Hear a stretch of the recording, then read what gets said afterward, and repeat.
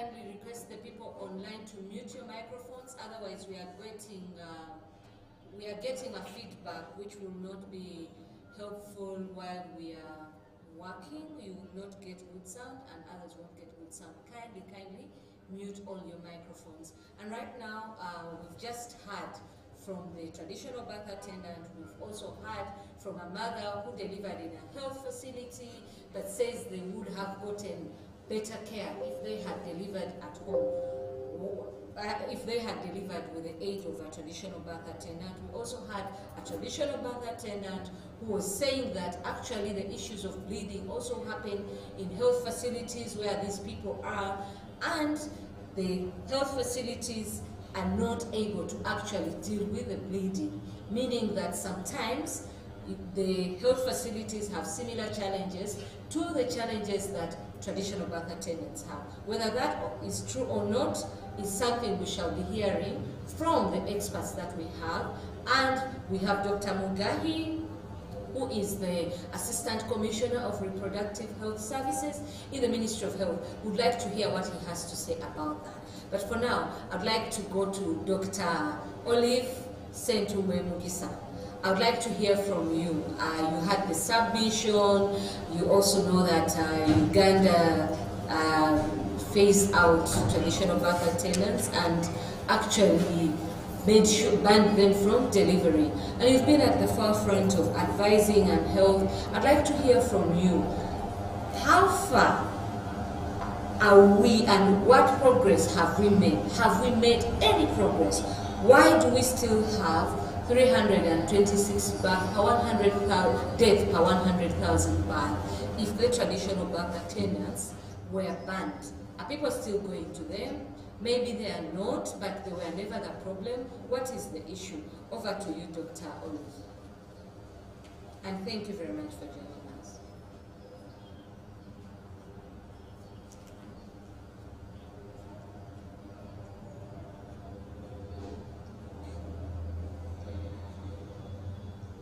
World Health Organization, Dr. Hill.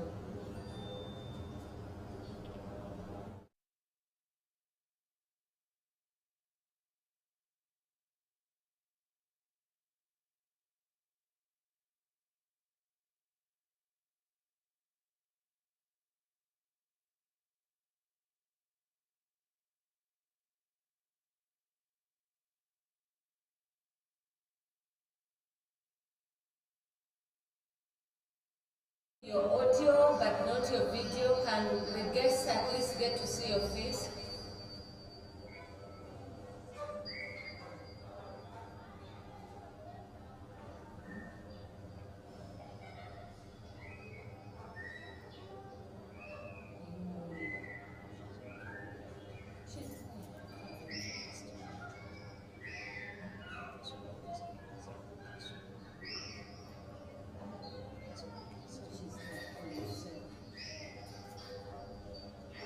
Doctor, as we rectify this, I would like to hear from Vincent in a bit, and we'll come back to you. Vincent, you've been covering these things, and you know that traditional birth attendants were banned from delivering, but 326 deaths still occur.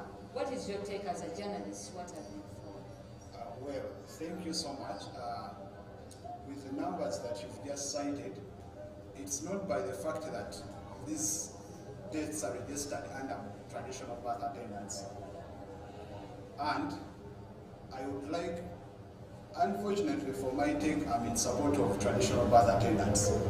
Whether you will hate me or not, these people are doing very good service. Yes, we've been seeing reports from the Ministry of Health citing that 80% of the births were from health facilities. Yes, the 20% still go to the traditional birth attendants. It's very unfortunate that scientists and maybe the regime or the governments have failed to appreciate God's natural gifts. As a matter of fact, these traditional birth attendants are by God's grace having these skills to help mothers deliver.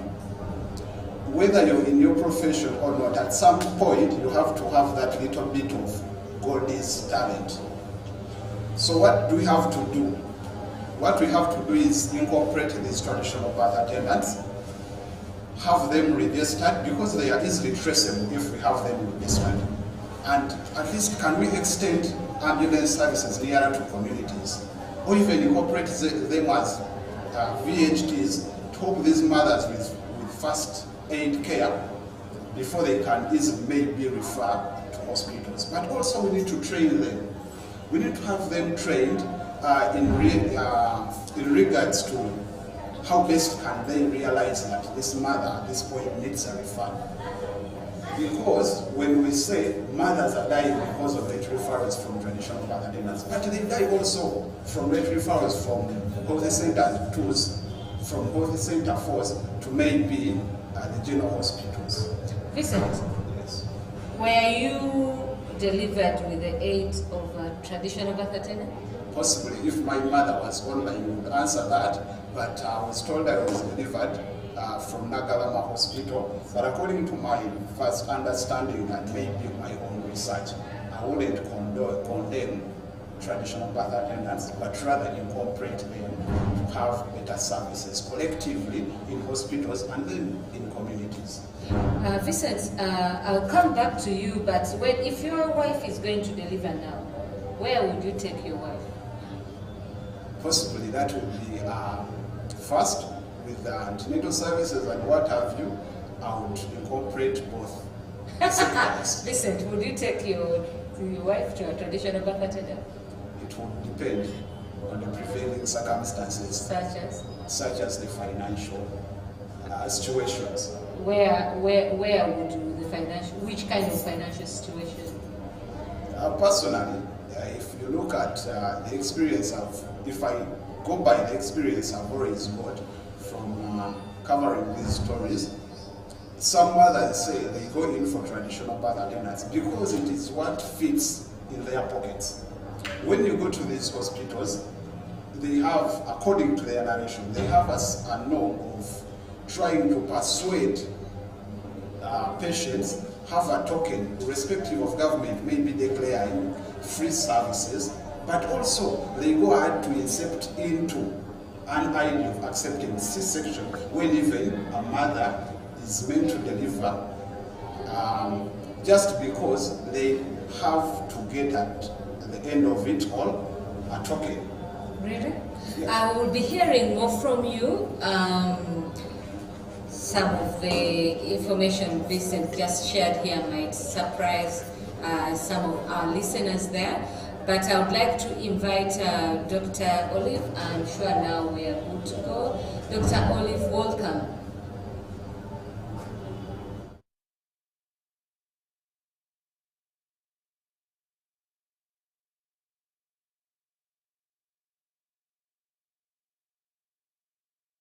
Video for some of the viewers to get to see your face and then probably go back to audio.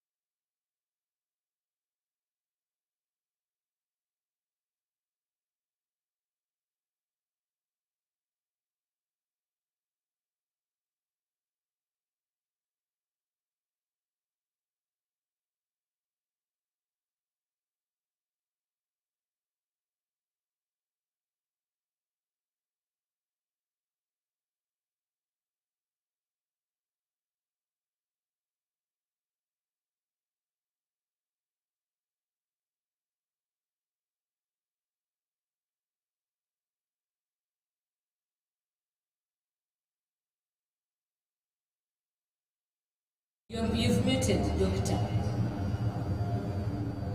Hello, doctor.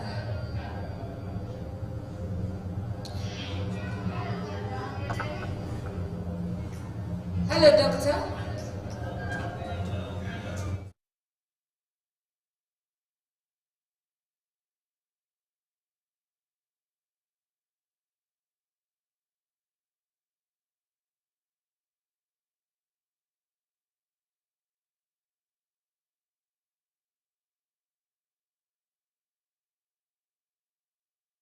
You must speak, and you've been requested to speak. Dr. Olive, back to you.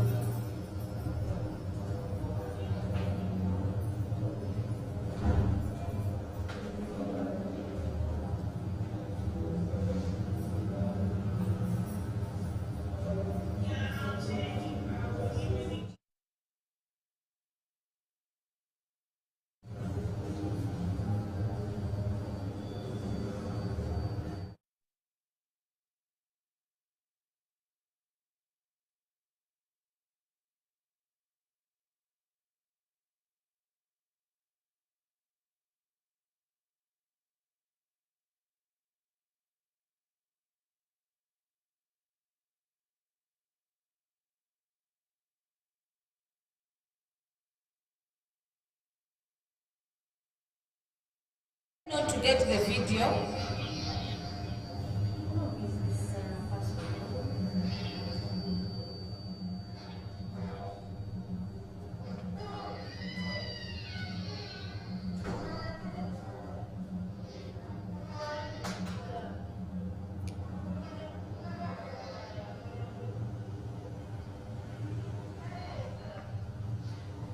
Can you play Nathan's story as we contact all the people online who are disrupting the sound?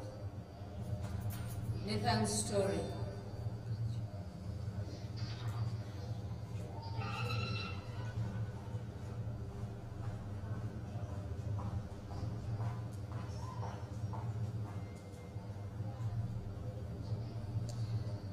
To our audience, many apologies. We are experiencing a lot of feedback from the people online, and we are trying to reach out to them. So we'll run one of the reports. We are now going to run one that was done by Nathan. It is quite lengthy. We'll also play one that was run by Moses Mutaka, and then we'll come back to you. Can you run the one of Moses Mutaka, because it's brief? On traditional black attendants.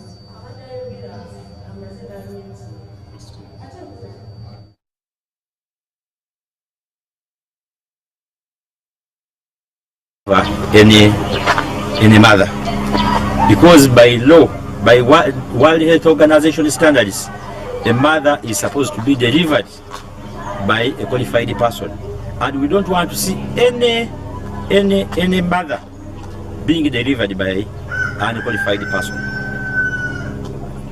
because these mothers need to come and to seek services from facilities during antenatal when they are pregnant. So when they need to come and seek services, they come when already the pressures have risen, and they end up dying of eclampsia. Which interventions do you have for the TBS? Yeah, for the TBS, we have no solution, because as of now. But what I encourage mothers to deliver from facilities, because right now there is no law that bans the TBS. But what we can do is to try our best to improve on our service delivery, because when we improve on these services, mothers can easily come and access quality services, and they will come and deliver from our facilities, other than delivering from TB. How can we improve this? I cannot deny there are those that have those outbursts when mothers come. But what we encourage nurses and midwives to ensure that they don't abuse, and they reduce on the waiting time. They offer quality care. When they offer quality services to these mothers are enticed to come and seek services and get services from our health facilities both private for profit, private facilities, and those public facilities. Because when they delay to come, that's where they get when we abuse them, when we don't offer quality services, they end up going to the TBAs and get problems. With some of those maternal deaths that we have registered in the district are due to the delays caused by TBAs, are due to mothers delivering from unqualified personnel.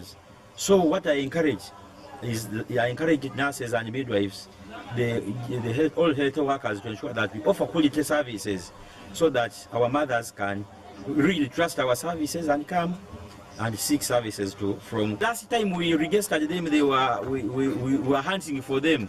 They were close to 200 in the district. But there are those known ones that are really causing us problems. There are those ones like the ones from Butavala, Kirova. There are those ones from Buyende. There is one from Navalemba. Those ones, they are known. But we regularly visit them and we encourage them to refer these mothers to facilities other than keeping and clinging on them, and they end up getting problems. Kyoti kitufu bati ekibalimenti kuzalisa. Ate kai ni engeri eyindi bati BA mu byobulamu tulimenti okuba tuba abantu bangi ne twakola emirimu emirungi ng'aba nurses nibo aba midwife talimenti kuzalisa muntu yenga alina okubaako n'abangi abamukola ki abamwambako. So TBA bw'abanga abayenkeeyo yegalaga ku muntu aba alime n'amateeka gaki ga byabulamu. Era kano wenkubirikiza bamaama n'abakulembeze twena n'abantu bwena tugezeeku nnyo okubona nti abaana abali kuzaalibwa omulembe guno bazaalibirwa mu malwaliro.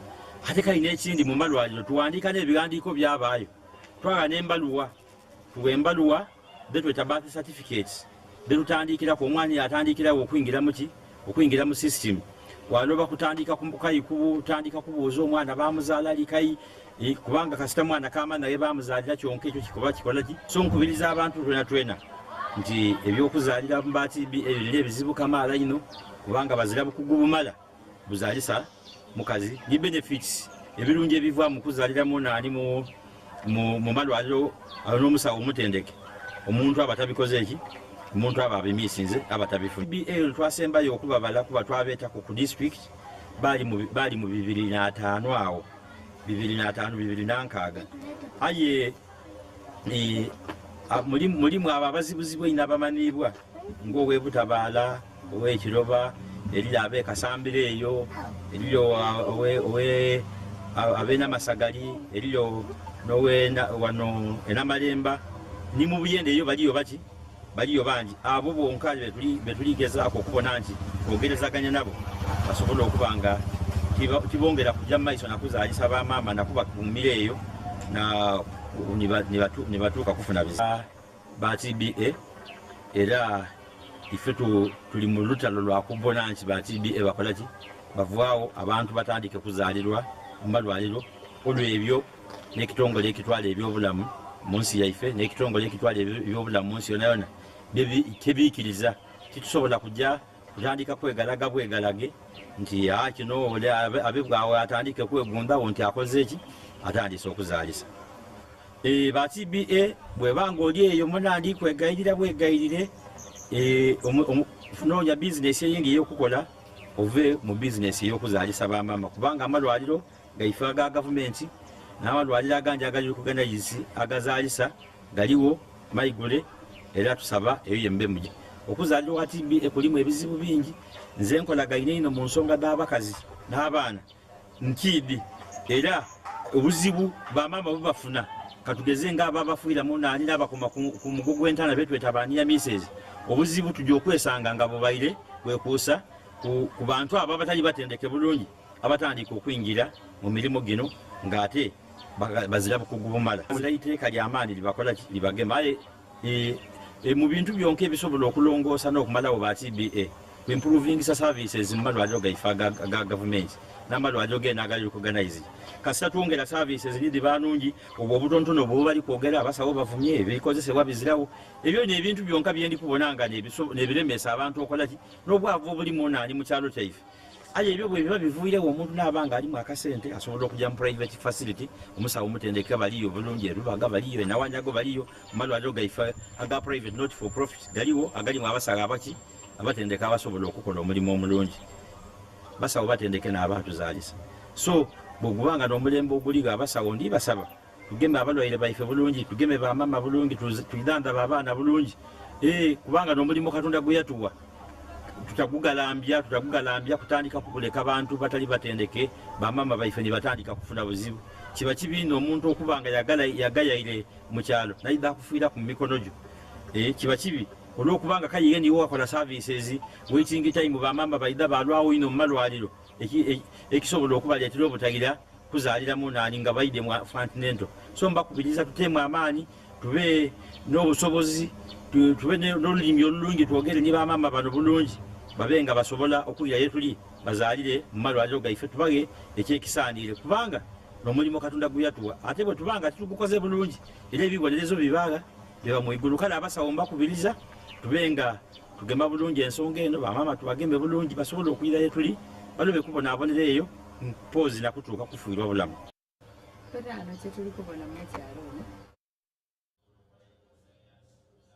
Thank you very much. Welcome back. We've had a testimony. We just had that in Kamuli, in spite actually banning the traditional birth attendants from delivering. Actually, there is over 200. It means that between the time they banned and now, there is more numbers of traditional birth attendants. To some people, it speaks to the fact that there is demand for those services. We also heard that even in the government facilities, they are overwhelmed because the ratio, one health worker working on about 14 mothers a night, because those are some of the findings that emerged from Kamuli Health Facility. And the fact that they also, I think that was Namkwenda, and the fact that there's also sometimes not facilities like blood, if a mother needs blood. So if we have more traditional birth attendants coming out, and this is not to witch hunt them, but coming out after they were banned, what does that say about, one, the implementation, two, the demand for their services, three, probably the lack of accessibility. Why are they still being utilized? Because we've just heard from the a district health officer explaining that actually people still go to them and there are many. So from Dr. Olive or Dr. Mugahi hasn't yet joined us. What is it? What are the gaps?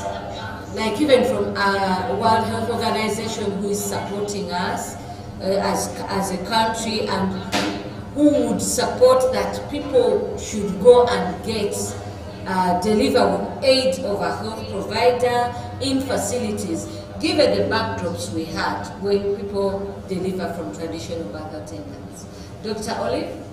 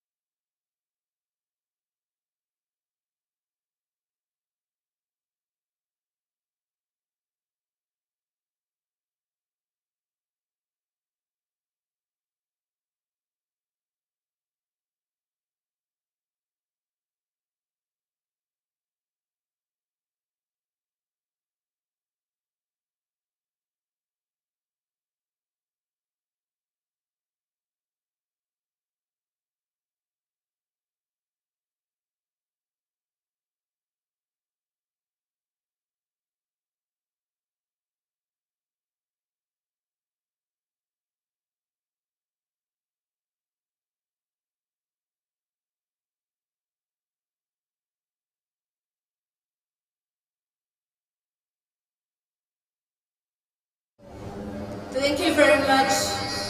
Thank you very much, Dr. Olive Sentumwe. I would like to pick up from what you are saying, and thank you very much. It's been very informative.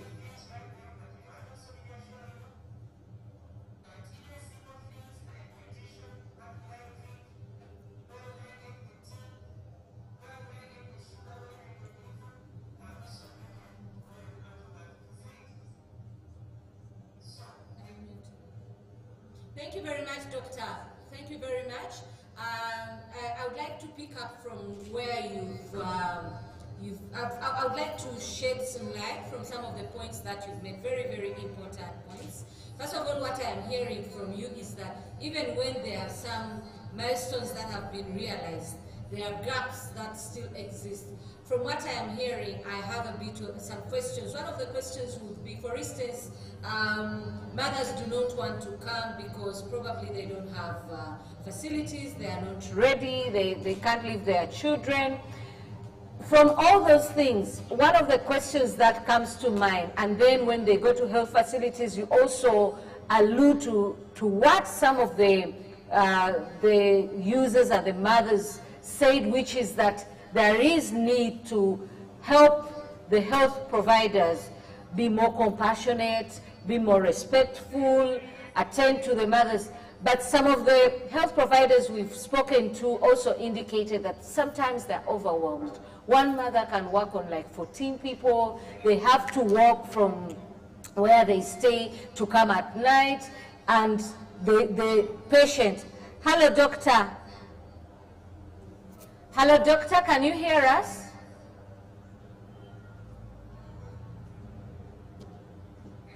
Hello doctor. Yeah, we've had you, and there was a question. I don't know at what point.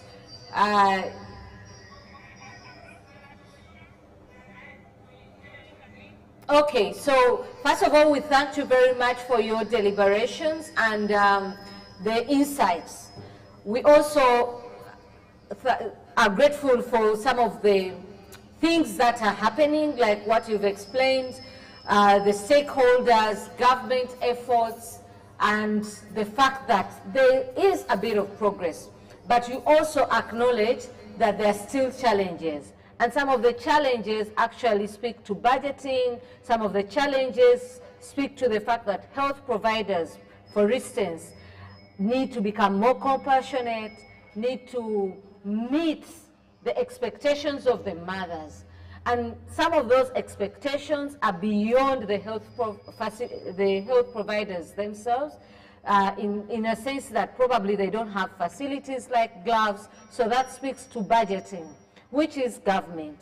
When you speak about respectful care and compassion, yes, it's individuals, but the mothers, the health providers have also indicated that they're experiencing challenges because one health worker can probably work on 14 mothers who are delivering. And probably the mothers want to deliver, but there is one room, but 3 mothers want to deliver at that same time. So it is an infrastructure problem. What is happening? Why would, for instance, government, and I think it's not something that you answer, but probably you could.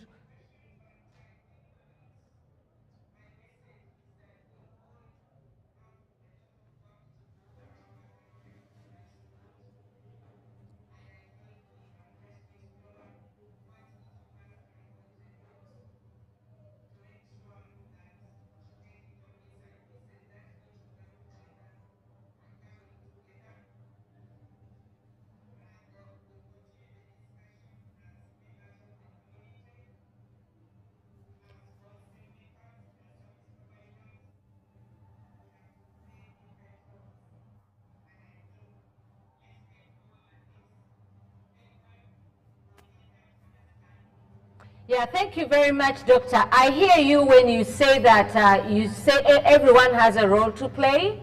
I also hear you when you say that the community should be onboarded. The question for me is that, for instance, probably the question of budget might not be a question you address now, because maybe government needs to answer why, given the fact that There is overwhelming numbers of patients or mothers who want to deliver. There's limited infrastructure and facilities to support those mothers. But what I would like to, for instance, ask you as an advisor, family and population for, excuse me, World Health Organization, what I also seem to be hearing is that the mothers are not ready. They don't have facilities, they don't want to leave their children home, they don't have money to pay for the requirements. That speaks to the thing that they are not ready, and there's probably shortage or there's wanting awareness for mothers to know that they should be ready, that in as much as government has facilities and responsibilities, motherhood comes with responsibility. It speaks to creating awareness. What do you think, or where do you think we need to go in as far as talking to communities and onboarding communities as an advisor for World Health Organization when it comes to family and population? What is not being done that needs to be done in as far as preparing these mothers to understand that you do not become a mother without being ready? But also the communities, as you have said, how does World Health Organization, for instance, the Uganda office, look at bridging some of supporting government and relevant stakeholders in bridging those gaps?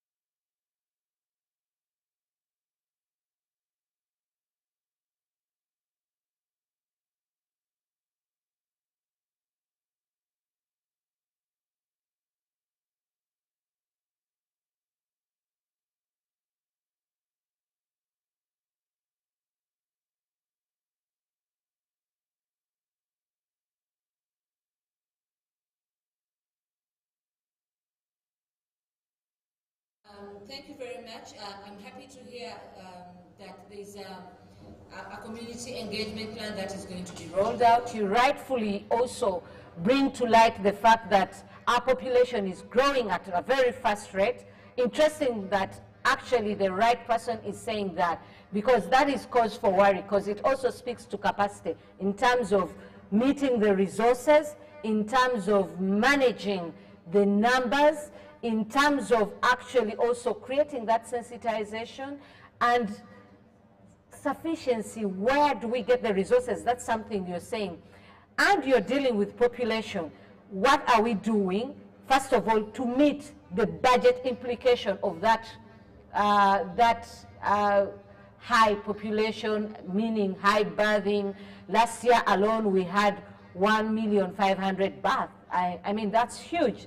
If we have 1,500,000 births every year, of people who can, of major people, many of whom do not support, what does that speak to in terms of our budgeting, and how are we going to deal with that? I know that there's a community engagement plan that is being rolled out. What else can be done? But also for me, the question is, clearly capacity is not there. Are we going to continue not utilizing traditional birth attendants, or do we go the way that Vincent has explained, which is to enroll them and have them support? Because there is health facilities in Uganda here that have started utilizing traditional birth attendants, and they don't seem to have issues with that. They seem to think that it's a success. Is that a possibility that could be explored?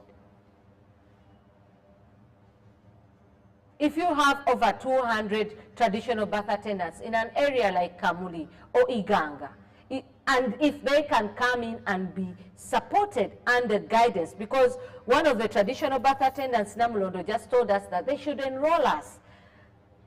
Given the limitations that you've cited and other stakeholders are citing, shouldn't we engage them, enroll them? Do you think that is where to go, under guidance and supervision of now trained health providers?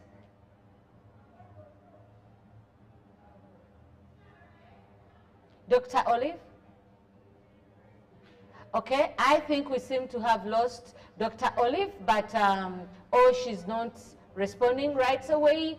But we also had Dr. Mugahi, who we are still expecting.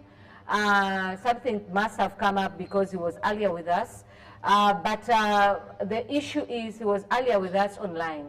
The issue is he spoke to some of the things that we are raising now, and I would like to invite the technical team to start playing some of the clips that Dr. Mugahi, the submissions he gave us earlier on his thoughts about how we can work with traditional birth attendants and the issues surrounding traditional birth attendants and high maternal mortality. But Vincent, you just heard what they say. What do you think about the submission of Dr. Olive, that everybody has a role to play, but government is already doing the right thing, but at the same time, government has challenges, budgetary, a high population? Well, thank you, sir, and I'm so thankful to Dr. Olive for her wonderful submission, where she has fully considered that at least there are gaps that need collective efforts, collective engagement, and collective collaboration. Yes, when we look at these traditional birth attendants and the reason as to why they still exist, she has noted a few things that at least put them at a higher beat than the healthy providers we have in place. When you look at this, she has mentioned about the care. Can we at least, Dr. Olive, as we look forward to creating community awareness on health behavior, can we also at least try engaging these health providers? Because ideally we don't have to take them back to medical school, but we can at least engage them on respectful care to expectant mothers. By this, at least we shall have more numbers coming in to us, because the mothers we try to engage with as journalists as to why they prefer traditional birth attendants citing the main cause as disrespectful care in health facilities. But also, I know you may be in position to advise budget allocating stakeholders to at least boost up a budget, because when you look at the health facilities, at least we have to build them on the 6 blocks of the health care system, which include logistics and maybe resources. Among the resources, we have the human resource. You may find that we are having many professional midwives that are languishing in drug shops and small private clinics. But at least if we can have them brought on board and we employ more midwives in this human resource aspect via boosting the budget allocation, through which I know Dr. Olive and maybe Dr. Mugai can at least influence in terms of technical advice. Well, Vincent, I would like to share that recently, when we were talking to Dr. Mugahi, he explained that they have trained many midwives. I don't think that they cover the gap, but they think that they are going to roll them out in the communities. Possibly that could help. My issue is, if they are not able to help, as you're suggesting, should we still say traditional birth attendants shouldn't be onboarded? And I think probably Dr. Mugahi would still be the right person to say to speak to that. But I would like to also hear from Dr. Olive, her take, the roles, because she explained the roles that the traditional birth attendants could play, including referring, herbal medicine, supporting the mothers, and telling them to go to antenatal and all that. So their role should not be in helping with the delivery, but they can still have a role. The thing is, that role, can it be upped, is the question, Dr. Olive, that we hope you can also share with us your thoughts.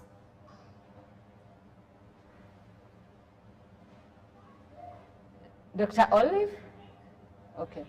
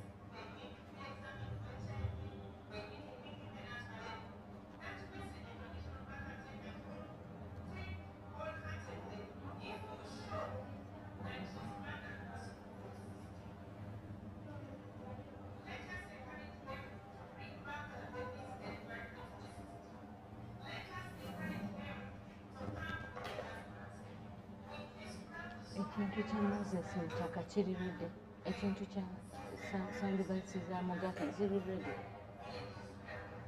zeziddako nja muddamu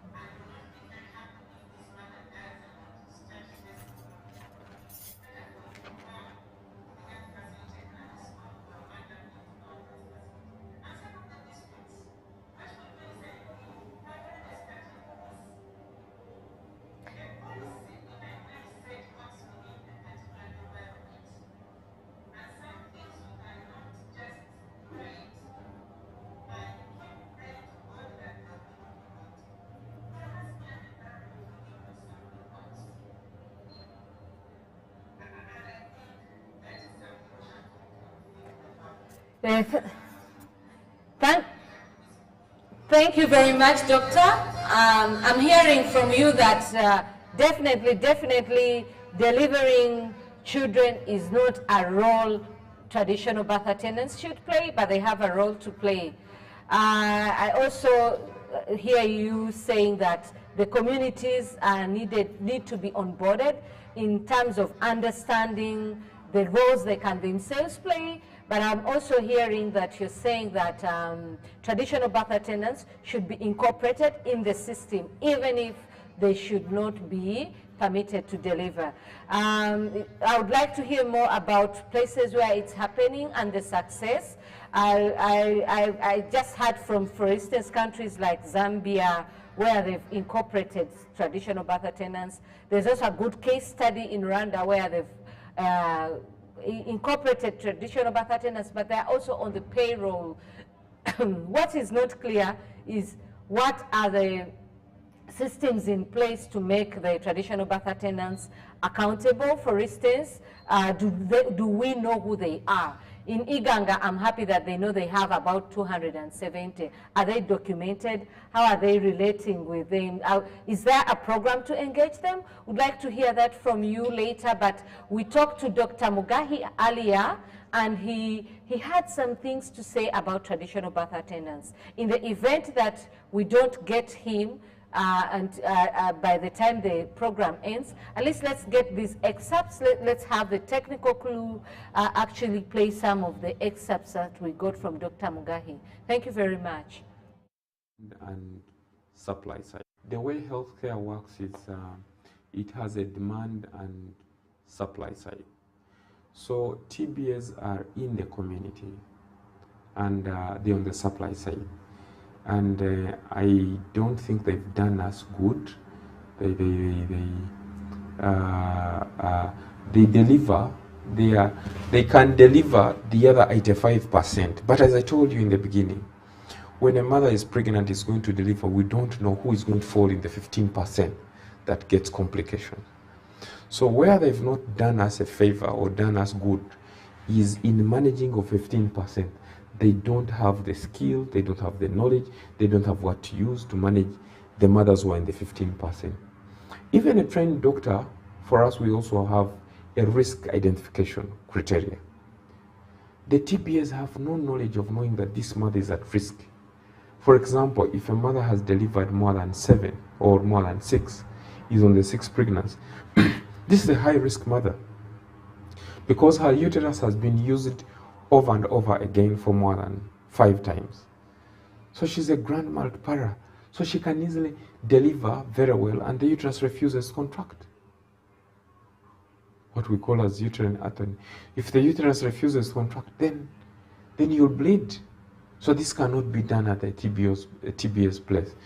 We are going to have more health workers in health facilities within Kampala, the likes of Gisenyi, the likes of Kawala, the likes of Chitebi, the likes of Komamboga are going to have improved human resource.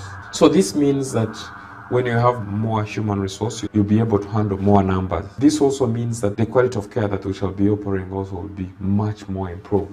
And when the quality of care is improved, then we'll see more patients coming, more mothers coming towards your facilities.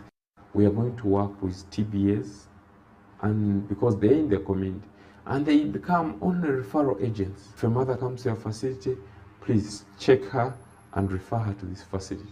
We should get professional health services where they should be, whether public or private, but there must be professional midwife, a professional clinic officer, a professional doctor, to make sure they go to the communities and help these mothers. The way healthcare works is it has a demand and supply side. So TBAs are in the community and they're on the supply side. And I don't think they've done us good. They deliver.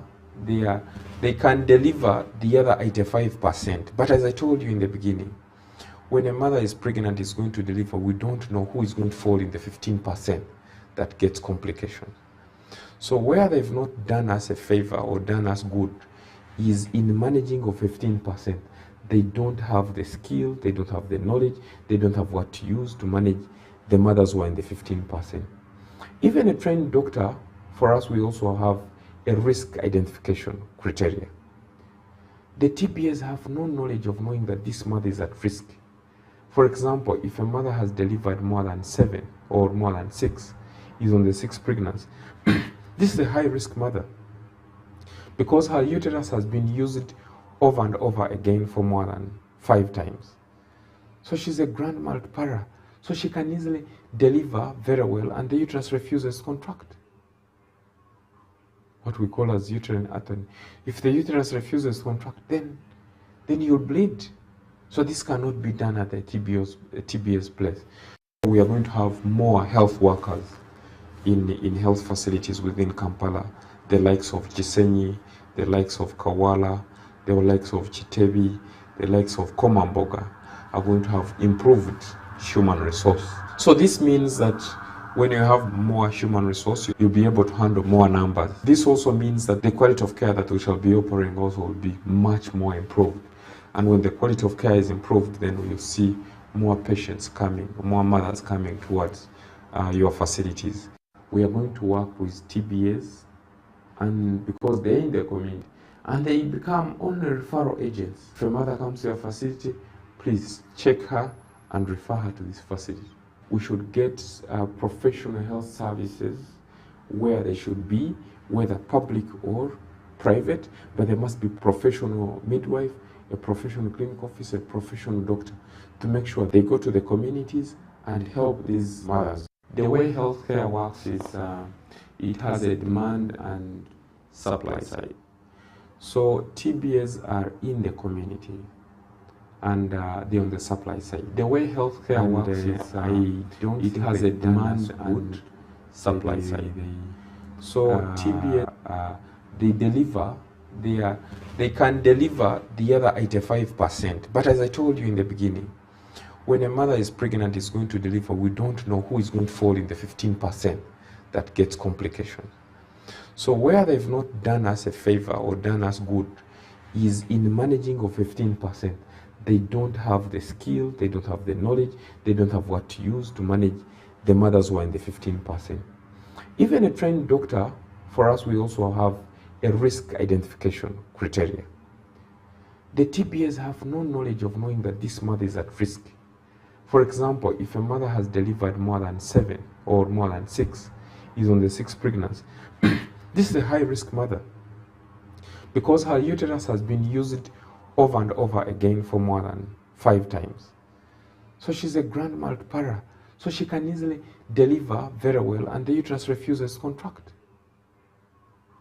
What we call as uterine atony. If the uterus refuses to contract, then you'll bleed. Thank you very much. That was Dr. Mugahi, and what we are hearing from Dr. Mugahi is, one, it is possible for anybody, for a woman to deliver naturally, and those are 80%. But there are 20% cases. These 20% cases you cannot tell. So One of the ways to find out is antenatal. So one of the things that traditional birth attendants, if they were engaged, need to do is to encourage people to go to facilities. The other thing that also speaks to what Dr. Olive said is things like infrastructure. He also concedes infrastructure, transport, and budget, and the fact that also in health facilities, still mothers get challenges. So what is government doing? Dr. Mugahi explained to us that they are trying to now up the health center 3s to become health center 4s, and the health center 4s to become hospitals. That way, there is more accessibility. Dr. Mugahi also explained that there are midwives that have been trained. But clearly, all this is happening, but there's budgetary issues and it's not enough. So should we wait because there's this huge problem, or should we go out there and encourage mothers to actually meet government halfway when it comes to costs? The issue of cost sharing and free services, Dr. Olive, what do you think about it? Should government bear the responsibility of telling mothers that you come to health facilities, the services are free, and yet they are not, the resources are not available, gloves are not available? Should government go ahead and actually give people the reassurance that when they come to health facilities, they are going to get free services, when the free services are actually not free, sometimes only because the facilities don't exist? What would be a good plan for Uganda when it comes to cost sharing or free health services? Can Uganda afford free health services for mothers? Or should we tell them, come on, you come, but let's share the costs?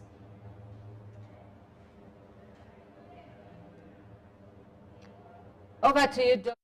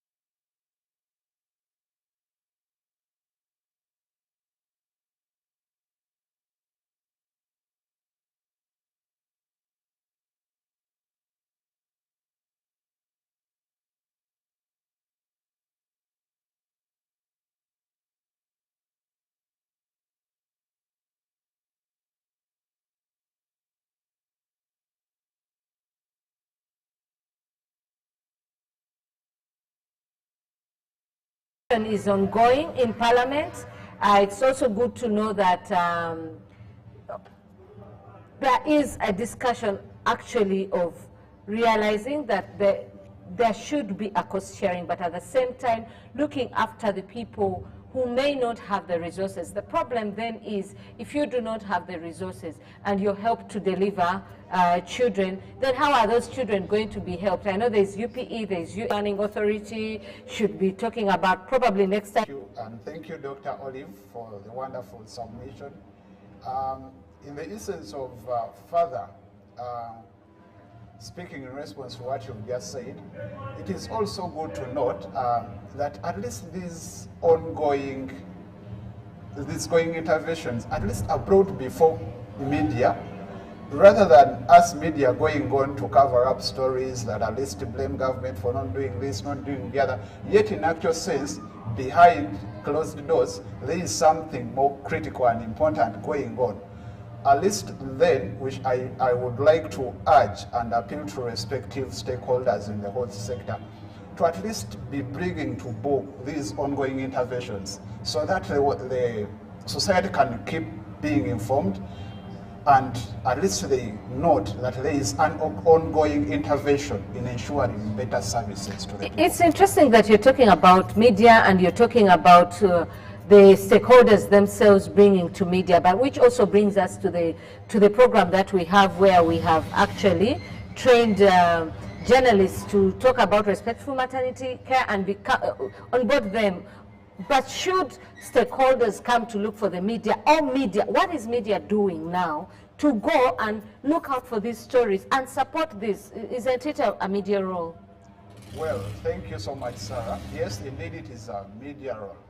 And thanks to White Ribbon Alliance in partnership with Native Voices International for the initiative to at least onboard media in this great campaign towards intensifying respectful maternity care. Yes, media is trying as much as possible to come with these great interventions from... We want to apologize for the sound disruption, poor sound, really sorry about that. It's in the neighborhood, but the microphone speak it. Please continue. Well, I was saying thank you so much. Media is doing a great role, but there are times in incidents, you know, health providers all over Uganda are not media friendly. You get to a health provider, let's say you go to an in charge of Kawala, and this in charge is telling you of the many protocols that are involved in their communication to the media. First write to this person so that they give me permission to speak to you. But in this case, you're stressing media. We have many stories to cover. Can we at least also look at an initiative of bridging a gap between media? Can we at least eliminate those unnecessary protocols? First write to this person before I can address media on behalf of Kawempe Hospital. Thank you so much. Thank you very much. I'll pick it up from there. But I also, before we go back to Dr. Olive, I would like to speak to Senyonga here. Senyonga, there's something you surprised us, and it was on a sad note with a message of a story you covered yesterday about a mother who lost her life delivering at a traditional birth attendant, with the aid of a traditional birth attendant. Can you share more about that, please?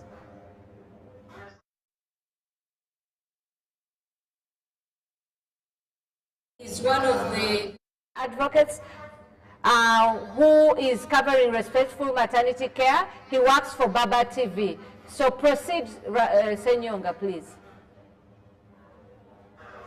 Hello, please go ahead.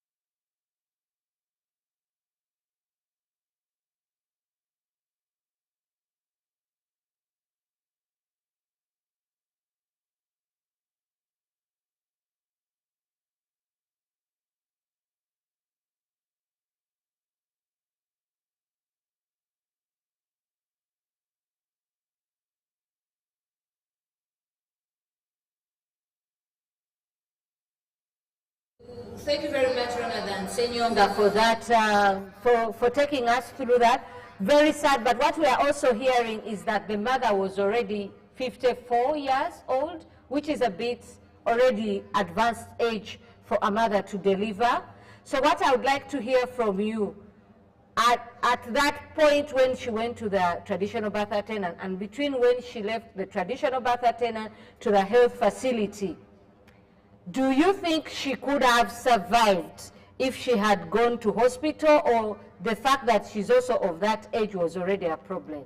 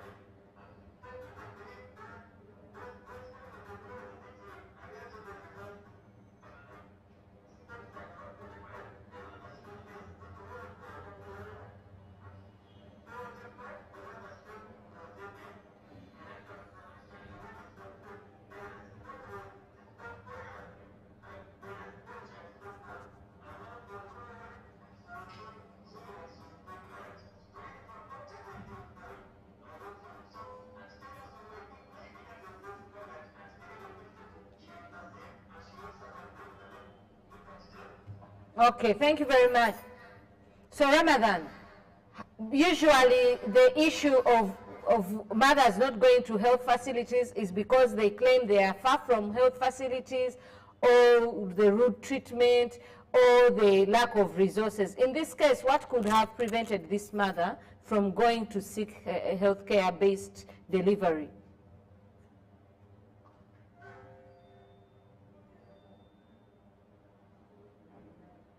Hello? I think we have lost Ramadan, but thank you very much for your submission. Also, thank you for your story that you compiled. So I think at this moment, I would like also to go back to Hilda, who has said that health practitioners to... Hilda, are you still online? Because we would like to open up the lines for people who are online, who want to ask questions, or who have comments, who have submissions to share. And Hilda, you were one of them. Can we hear from you where you say TBS should be incorporated? And you talked about PCHN, and I think for me and our audience, we might need you to actually give us the full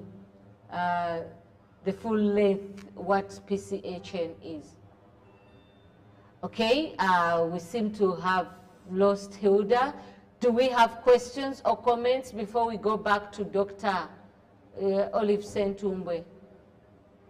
And as we go to Dr. Olive Sentumbwe, we would like to hear from the sister of Kawala, because Kawala is one of the health facilities that have been experiencing challenges when it came to maternal mortality. But recently they have been doing an excellent job, and they are going to upgrade them to level 4. It has taken the commitment and interest of the health facility to up the game. They've changed how they treat the patients, not changed, but improved, worked at how they relate with the mothers. They have these outreaches, and the mothers now know that they can go to Kawala and they would receive quality care, and the health workers, health service providers, especially the ones helping with the delivery, have compassion. But that also is because they have been trained, which speaks to what Dr. Olive spoke about, Dr. Mugahi himself, and even Vincent here, that can these health providers be trained to actually provide more compassion, to be more compassionate when helping or supporting the mothers to deliver. So as we wait for the questions, can we, oh, Ramadan, very nice to see your face now. I see your hand is up. What do you have to say? You have a question, a comment?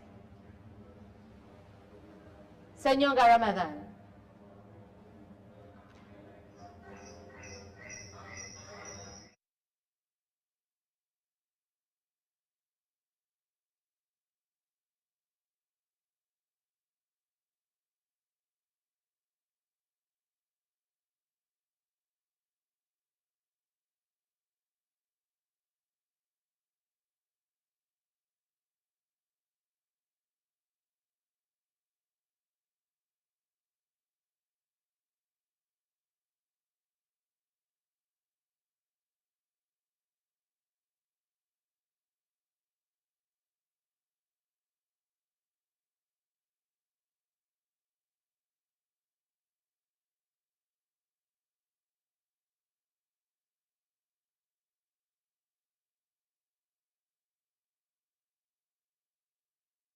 A network challenge, so there's a bit of a delay, but Ramadan, go ahead, please.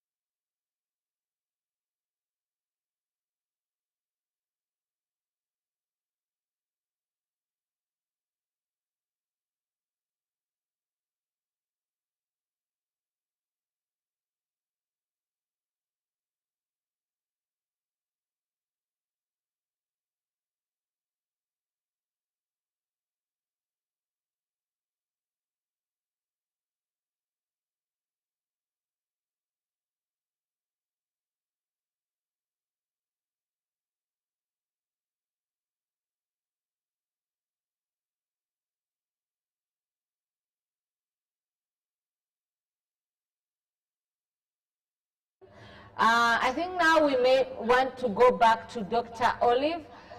What you've heard from Senyonga, but also we would like to go back to the issue of the government's systems. We have an issue where, for instance, in Jinja, no, in, I think, yeah, it's Jinja where we had that, is it Mayende, Buyende, where the patients prefer to go to health center 2 as opposed to health center 3, because one, at health center 2, they will be asked for less money.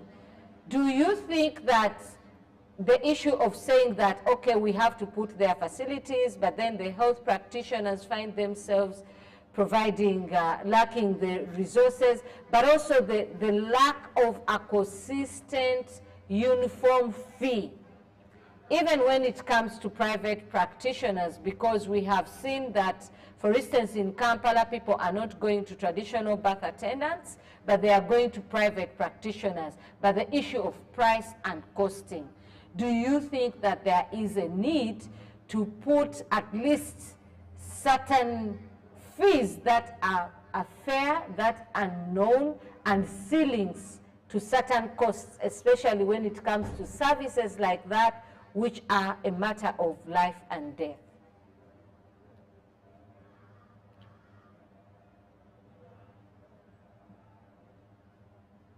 Over to you, Dr. Olive.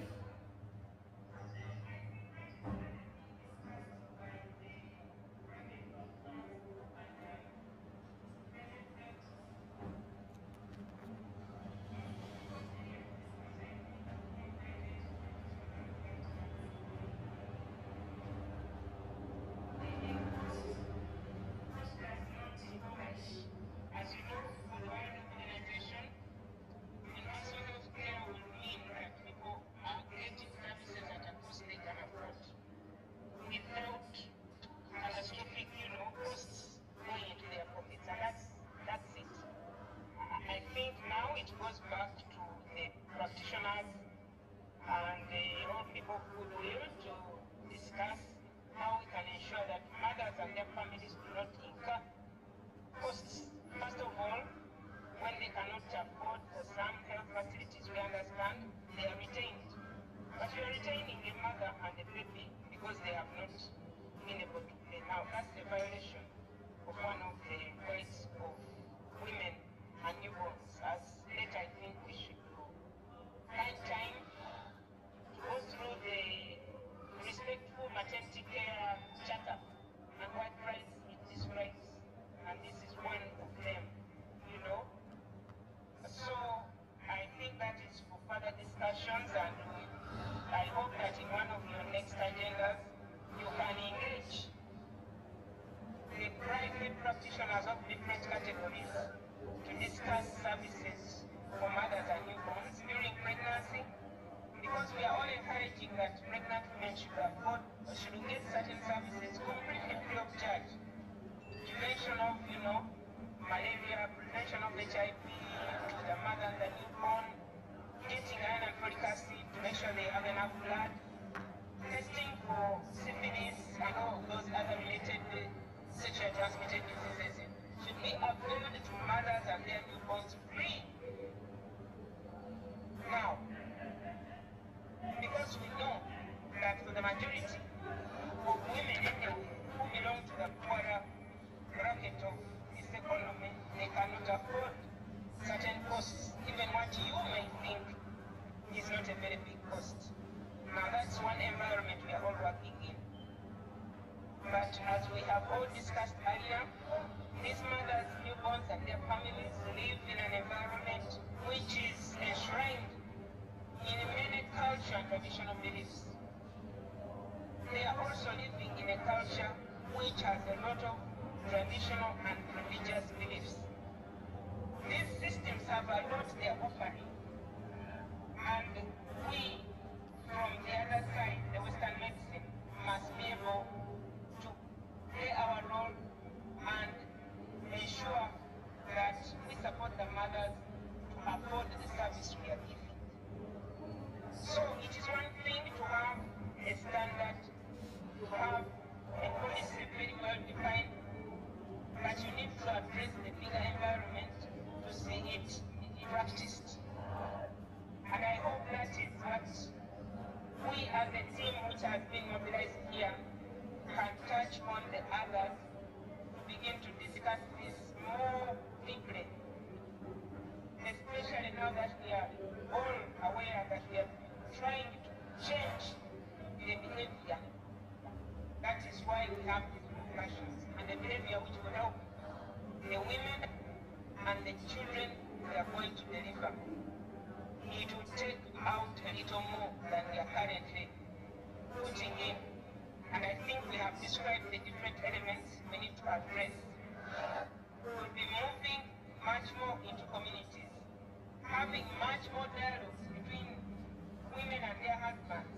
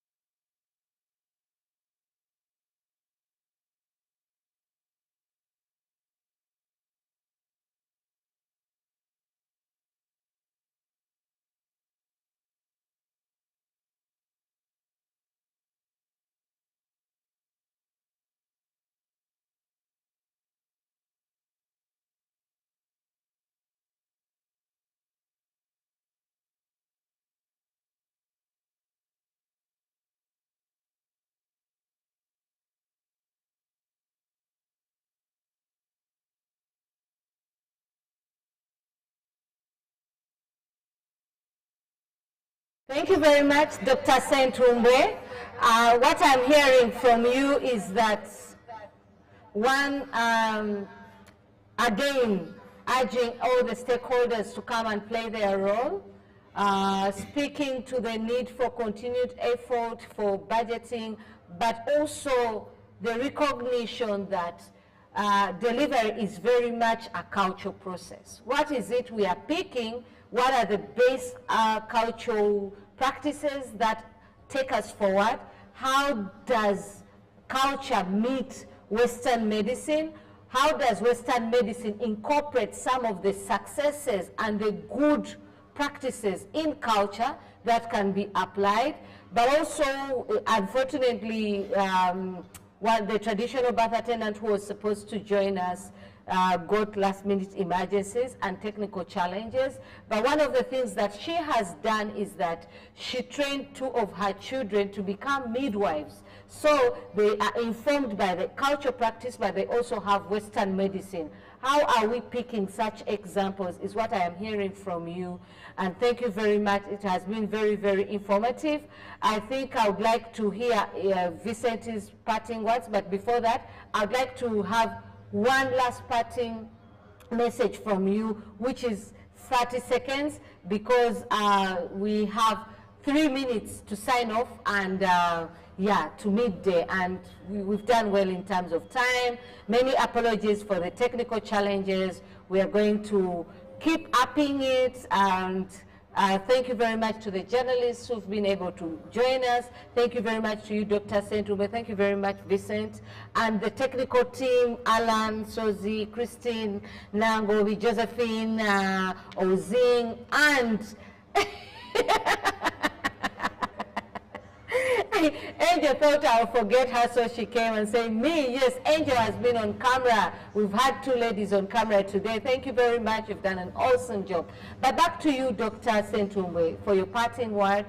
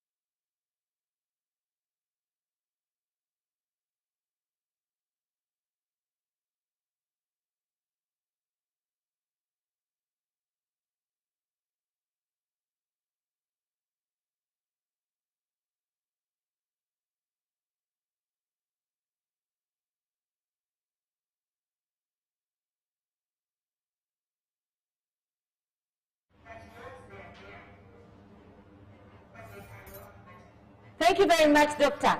Thank you very much. We have less than a minute to midday. Vicent, in 30 seconds.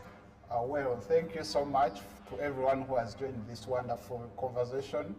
My parting words would be, can we all work towards improving the healthcare system by building it under the 6 core blocks? which include human resource, pharmaceuticals, and logistics in specific. But also, it would be a good development if we incorporated TBS into the national healthcare system. We only have to train them on the basics and indications of referrals. These people are traceable with licenses. Thank you so much. Thank you very much, Vincent. I like how you've said, because it also goes to regulation. How can you regulate people that you are not working with? But it's also great. It also speaks to how Dr. Olive concluded that TBS are pertinent and they should be incorporated. They have a role to play. They need to be regulated. They need to be supported. They need to be. We need to work with them, especially given our capacity issues. To everybody who joined us, to our online audience, please like Native Television, YouTube channel, Facebook page, share, and let us all do our role, play our role, as Dr. Olive Sentuwe has said, because together we can help eliminate preventable morbidity and maternal mortality. Thank you to the technical team. Have a lovely weekend. And to those who are here and came in person, safe travels back. Thank you.